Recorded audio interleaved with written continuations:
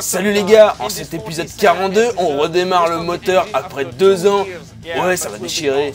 Pour rappel, la GT40 que je fabrique sera motorisée par un V8 4 litres d'eau de 300 chevaux récupéré sur une Audi A6 de 2000.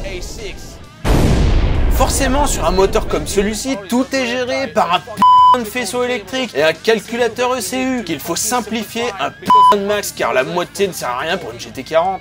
Pour une telle opération, j'ai demandé à mon pote coupable de m'aider, c'est le big boss en la matière.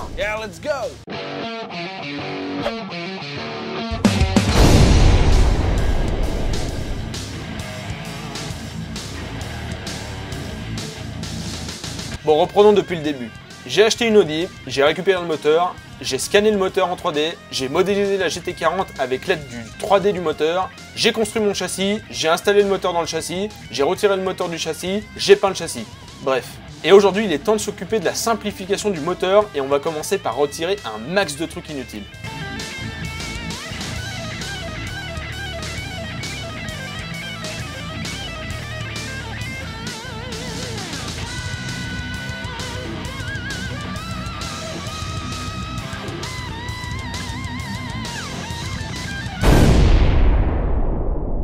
Bon, du coup, on a dégagé les deux pompes.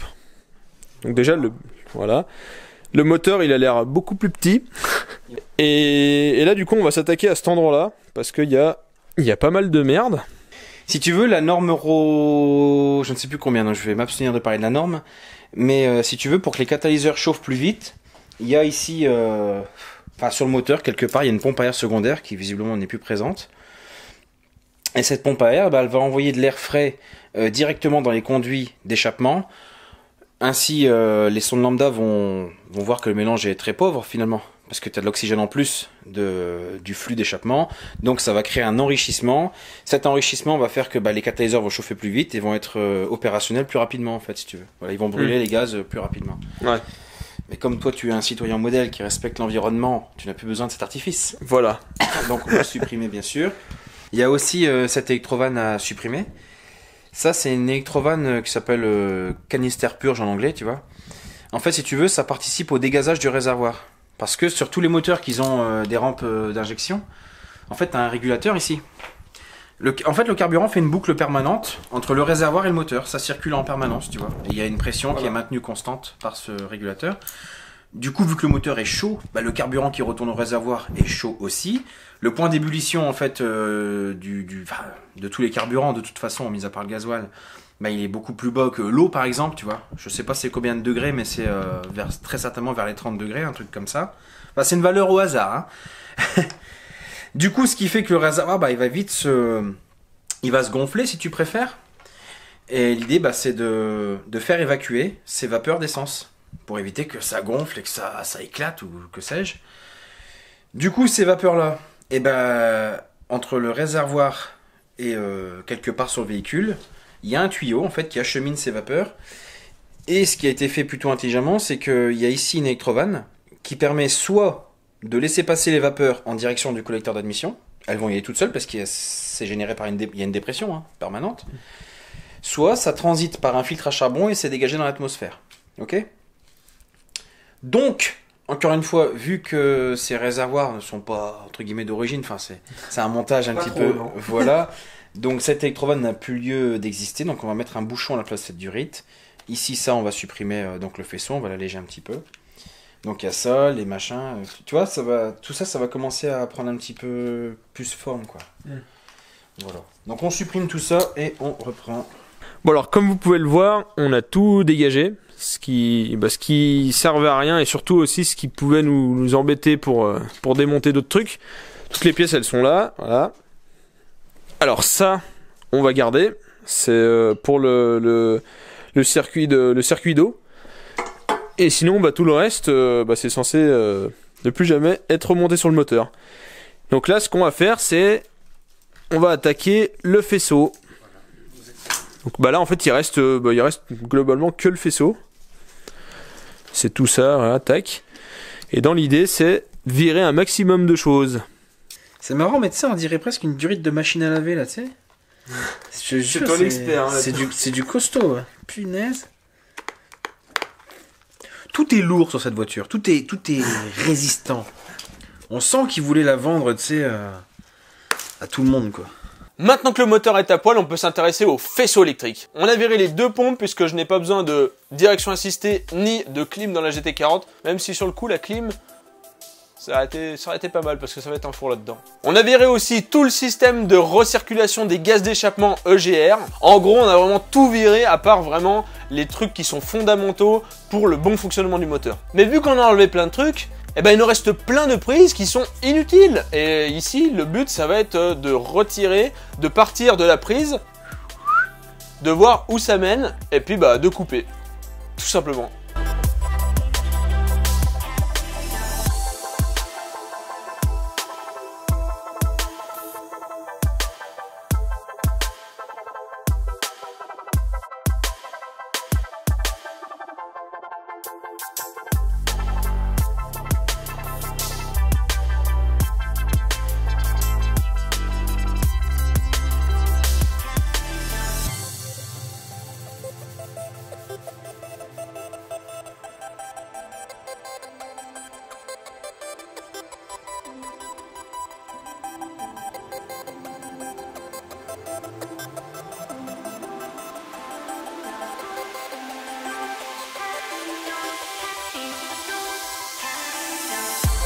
Bon alors, comme vous pouvez le voir, c'est la jungle ici.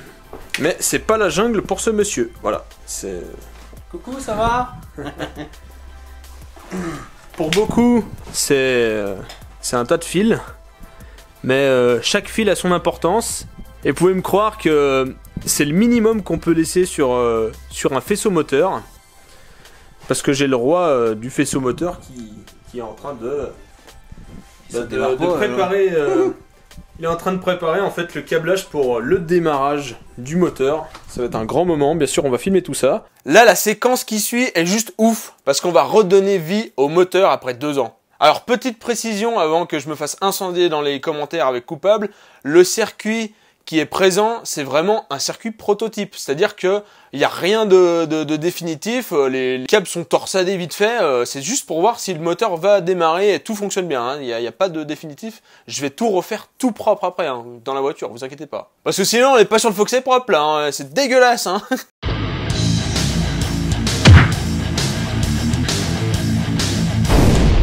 Bon alors en fait ici on a reconstitué en fait le faisceau, enfin reconstitué, il est en mode chou-fleur hein. Mais on a vraiment récupéré uniquement les éléments qui comptent vraiment pour le fonctionnement. Donc là ce qui va se passer c'est qu'il a 2 cosses avec lui. En fait il n'y a pas de tuyau de carburant. Donc le carburant pour l'instant c'est ça, c'est du Star Pilot nettoyant frein. Donc là l'idée c'est que normalement en mettant la cosse de gauche tu mets le contact. Vas-y. Donc ça tu la laisses bien enfoncer, même si, imaginons que ça démarre et c'est ce qu'on souhaite, n'aie pas peur et ne l'enlève pas. La cosse de droite c'est vraiment le démarreur, donc ça tu la mettras que quand je te le dis. D'abord il faut mettre un petit peu de nettoyant frein. Ok. Vas-y.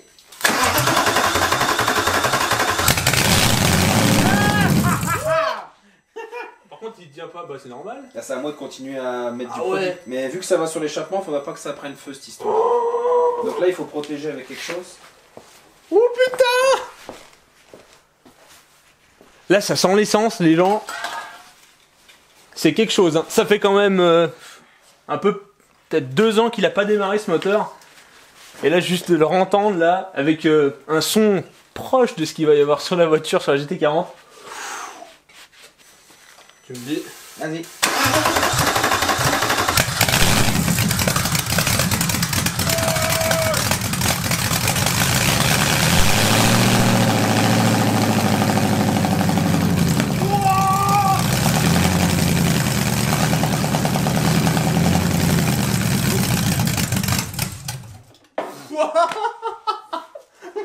Ouais, ça va déchirer. Bon, du coup, on sait que le moteur fonctionne. Maintenant, eh ben, qu'est-ce qu'on fait maintenant? Donc, on se marre parce qu'il s'est passé un truc juste avant. Hein. Et c'est marrant que tu gardes ton sérieux, toi. Comment ça se fait? Donc là, on a tout câblé. Alors, autant ça fait un peu fouillis, mais au moins c'est très clair. Et là, ce qu'on va faire... Non. Voilà, on communique avec le calculateur, en fait, si tu veux. et on va lire un petit peu les codes défauts, parce que forcément, étant donné qu'on a supprimé des éléments, le calculateur, il recherche ces choses-là, il n'a pas les valeurs, il n'a pas de communication, donc il se demande ce qui se passe. Ici, on a une liste de défauts, et l'idée, c'est tout simplement... Il se marre. je me marre, oui, voilà. Donc ces défauts, il faut tout simplement les faire disparaître, il faut faire une opération qui s'appelle DTC off. Là, c'est plus un sujet un peu software, informatique, donc je pense pas que ça va intéresser grand monde. Du coup, il faut lire le fichier en fait de ce calculateur et procéder au rentrer les codes et faire en sorte qu'ils n'apparaissent plus ici dans cette mémoire de défaut, tout simplement. Voilà. Enfin, il y a quand même des défauts qui sont, par exemple ici, transmetteur et température liquide de refroidissement, signal implausible. Ça, c'est un défaut réel, ça, tu vois. Il faut voir un petit peu quels sont les défauts. Comment t'expliquer? Tu vois, signal de collision, calculateur airbag. Ça dégage, on est d'accord. Ouais. Contacteur de feu stop, pareil. Pas de communication avec le calculateur ABS, calculateur boîte de vitesse, etc., etc. Donc tout ça, c'est à supprimer. Mais il y a quand même des défauts qu'il faut laisser, bien entendu. Donc il faut faire quand même la part des choses entre les défauts qui concernent les éléments qui sont peut-être défectueux, tout simplement. Hein. La sonde de température d'eau, peut-être qu'elle est dans le sac. Donc ça, bien sûr, il faut le laisser, mais il faut supprimer les défauts qui sont... Voilà, on va pas se répéter. Tout simplement. Voilà. Voilà. En gros, on lui dit, on a viré la moitié des choses, et on est en train de lui dire que ne t'inquiète pas, c'est bon, c'est normal. C'est parce que y a plus l'élément, donc il n'y a pas besoin de s'inquiéter. Tout à fait. Voilà. Bon alors, deuxième jour, les amis. Et là, on s'occupe d'extraire le faisceau électrique du moteur. Donc là, vous voyez qu'on a débranché prise bobine, injecteur, tout ce qu'il faut. Et on va refaire ça propre, parce que encore là, ça va.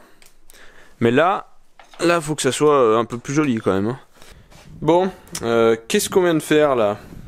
En fait, on a placé le faisceau sur le moteur, on va dire, entre guillemets.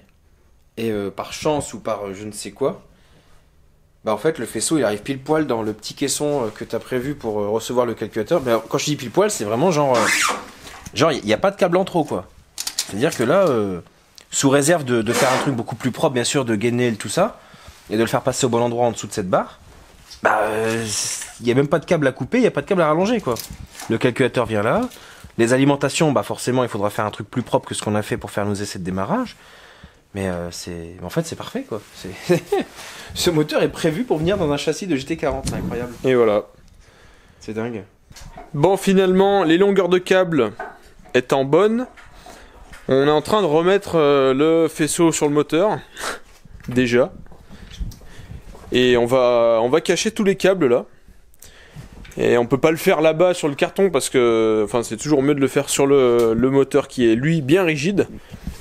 Et au moins on sait où passe exactement le faisceau.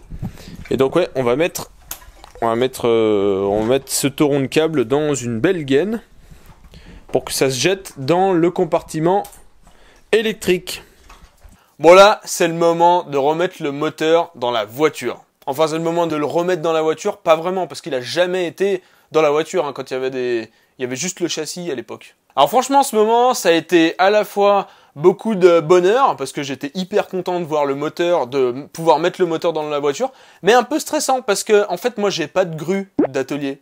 Parce que, en fait, une grue d'atelier ou une chèvre, c'est quand même pratique, il y a des roulettes et tout, tu peux faire bouger le moteur dans n'importe quel sens, et moi, sur le moment, coupable, et il y avait mon père aussi, on a utilisé le tracteur. Le tracteur, il a une fourche à l'avant pour mettre une pelle, et on a utilisé ça. Le problème, c'est que le tracteur, il peut pas faire des translations comme ça.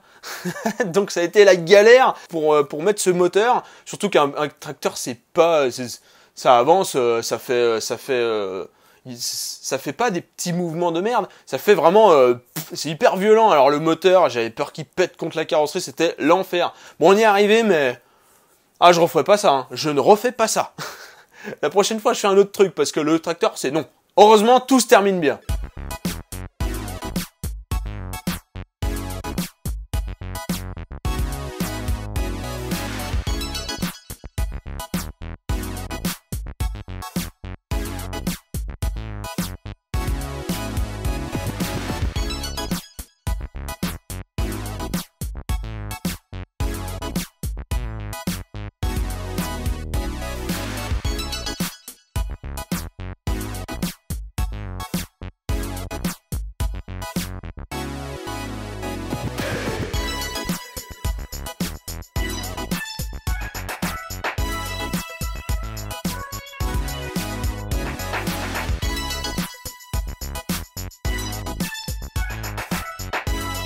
Donc voilà, le moteur il est enfin à sa place. Et l'idée maintenant c'est de mettre tout ce bordel de fil jusqu'à cette petite boîte prévue pour cet effet. Donc c'est le travail qu'on est en train de faire. Donc voilà, parce que là ça fait un peu caca. Hein. Y a pas mal de fils, on va mettre tout ça dans un tube en fait. Et ce tube il va faire comme ça, tac, tac, tac, et il va rentrer là. Et là-dedans, eh ben, on va retrouver tout ce qui est relais, fusible et bien sûr le calculateur.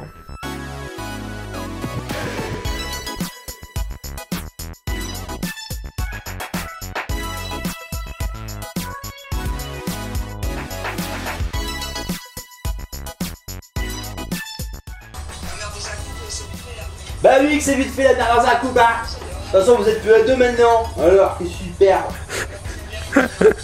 Séquence de ouf. Il n'y a que les vrais qui vont pouvoir Bien sûr qu'ils vont comprendre.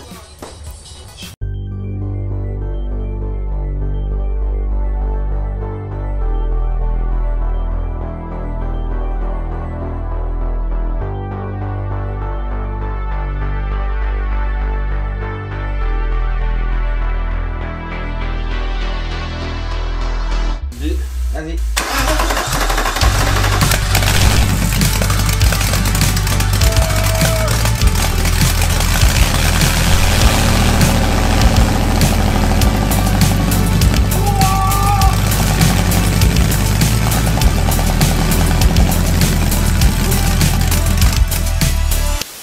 Eh mec, qu'est-ce que tu dis de ça? Ça envoie du pâté sa mère.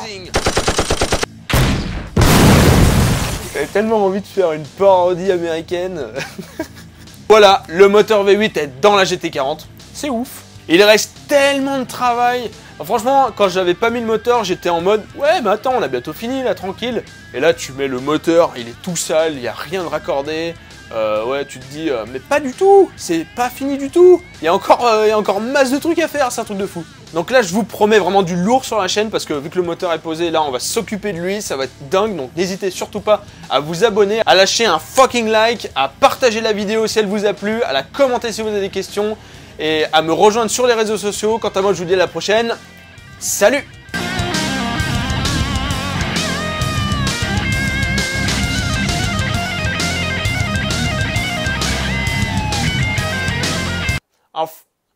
A friend.